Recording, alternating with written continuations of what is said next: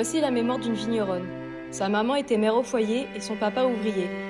En 1981, elle rencontre un vigneron et comme beaucoup d'autres femmes qui épousent un vigneron, elle épouse le métier avec. Par amour, tu travailles pour ton mari et tu l'aides dans différentes tâches, mais gratuitement bien sûr. Tu l'épaules, tu fais la compta, la gestion, et dans les vignes, tu fais ce qu'ils appellent le petit travail. Autrement dit, tout ce qui leur paraît trop minutieux, comme l'attachage des baguettes. Tout ça, bien sûr, toujours gratuitement. À cette époque, c'était comme ça, et de toute façon, il n'y avait pas assez d'argent pour 2 salaires. De plus, le peu qu'elle ait pu cotiser pour la retraite, elle avait gagné avant de rencontrer son mari. Mais à cette époque, c'était normal. Et personne ne s'opposait à ça étant donné qu'il n'y avait pas d'autre modèle. Sur les 5 personnes qui travaillaient dans l'entreprise, 2 étaient des femmes et 2 n'étaient pas payées. Il a fallu attendre 1991 pour qu'elle obtienne son premier statut de conjointe collaboratrice. Évidemment, ce statut ne lui octroie pas pour autant un salaire. Seul son mari gagne l'équivalent d'un SMIC qu'il dépose directement sur le compte en commun. Elle doit alors cumuler 3 travails, celui de la vigne, secrétaire et celui de la maison.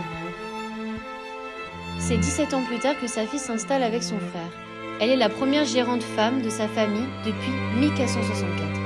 L'obtention de ce statut, c'est grâce aux études qu'elle a effectuées. Et si ce statut existe, c'est grâce au combat de nos grands-mères. Durant ces années d'études, elle a dû faire face au sexisme. Par exemple, les filles ne taillaient pas et les endroits pour se changer étaient inexistants, que ce soit sur le lieu de stage comme à l'école. Aujourd'hui, elle travaille de manière équitable avec son frère. Ils ne se partagent plus le travail par genre, mais par domaine de prédilection. À travers des remarques telles que « Il est où le patron ?», elle constate régulièrement que la question de patronne dans le milieu agricole est encore peu ancrée dans l'imaginaire collectif. Elle fait le malheureux constat que certains vignerons n'ont toujours pas compris que les femmes ne sont ni des objets, ni à leur service.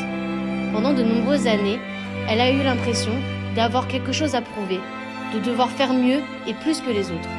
Aujourd'hui, elle se sent légitime. Avant, la vigneronne était la femme du vigneron. C'était elle qui faisait tourner la boîte, mais sans salaire ni reconnaissance. Aujourd'hui, il y a beaucoup plus d'exemples de femmes vigneronnes. Vigneronne est un statut et à présent, elles sont prises au sérieux.